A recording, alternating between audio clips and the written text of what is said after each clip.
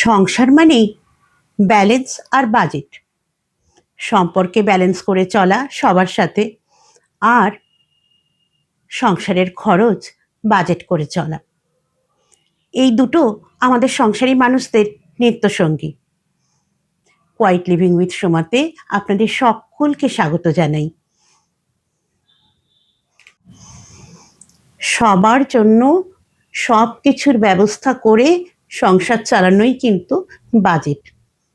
সামনেই চৈত্র সেল শুরু হয়েও গেছে শুরু। মার্চ মাসে ছেলে মেয়েদের নতুন ক্লাসে ভর্তি, বইপত্র, সংসারের খরচ সব সামলে কেমনভাবে এ মাসের বাজেট করলাম, কেমনভাবে প্রতি মাসের বাজেট করি, সেটা আপনাদের সাথে আজকে শেয়ার করব। প্রথমেই আমি নিজস্ব যে খরচাগুলো করি সেগুলোর একটা লিস্ট করে ফেলি, এবং বেশিরভাগ সেটা আমি অনলাইনে আনাই। যেমন গোপালের খাবার দাবার, কিছু মেয়েদের কিছু স্ন্যাক্স, সেগুলো আমি প্রথমেই ব্লিঙ্কিটে আনিয়ে নিই। বিশেষত আমার গোপালের বা ঠাকুরের জন্য যে সমস্ত খাবার, সেটা আমি মাসের প্রথমে আনাই। আর এইবারে আনিয়েছি তার সাথে বেশ খানিকটা পুদিনা পাতা, একটা জলজিরা মশলা, আর লেবু। এইটা দিয়ে আমি প্রত্যেক দিন গরমকালে একটা ডিটক্স ওয়াটার বানাই। সেটা যে শরীরের জন্য যেরকম ভালো সেরকম রিফ্রেশিং। সেটা কিভাবে বানাই সেটা আমি এর পরের একটা ভিডিওতে তোমাদের সাথে শেয়ার করব। তোমরা ভীষণ সহজ এটা খুব চট করে বানিয়ে ফেলতে পারবে। আর এখানে যে সমস্ত লস্যি, চকলেট, এই সব কিছুই কিন্তু আমার গোপালের জন্য। আর মেয়েদের জন্য তো আছেই, ওরাও এক্সপেক্ট করে। এই যে দেখো,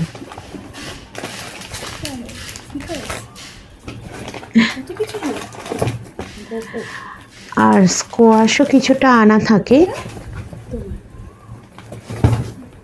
কারণ গরমকালে কোনো গেস্ট এলে চট করে একটু শরবত তো দিতেই হয়।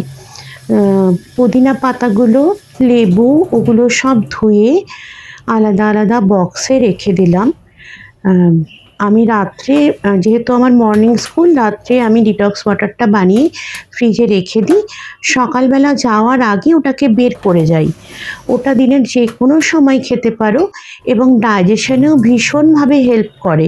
আমি তোমাদের সাথে এর পরে একটা ভিডিওতে শেয়ার করব আমি কিভাবে এই ডিটক্স ওয়াটারটা বানাই। যাই হোক, সব ধুয়ে টুয়ে বক্সে তুলে ফ্রিজে তুলে দিলাম। এরপর পয়লা বৈশাখের বাজেট শুরু। প্রথমেই গোপালের জামা আমি অনলাইনে কিনি এক দিদির কাছ থেকে। তিনি ছবি পাঠিয়েই রাখেন, যে কোনো অকেশনে স্ক্রল করে করে দেখছিলাম ওর কোন জামাটা ভালো লাগবে। সব থেকে বহু ধরনের জামাই আছে ওর, তাও আর কি কোনটা চোখে লাগে।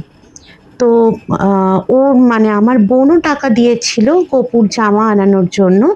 তো দুটো জামা পছন্দ করব। আমার সব থেকে পছন্দ হলো হলুদ ধুতি পাঞ্জাবিটা, তো ওটা দিলাম। আর কিছু কাপড় দিয়ে জামা সুতির বানাতে বলেছি, ওকে যেগুলো প্রতিদিন পরাবো।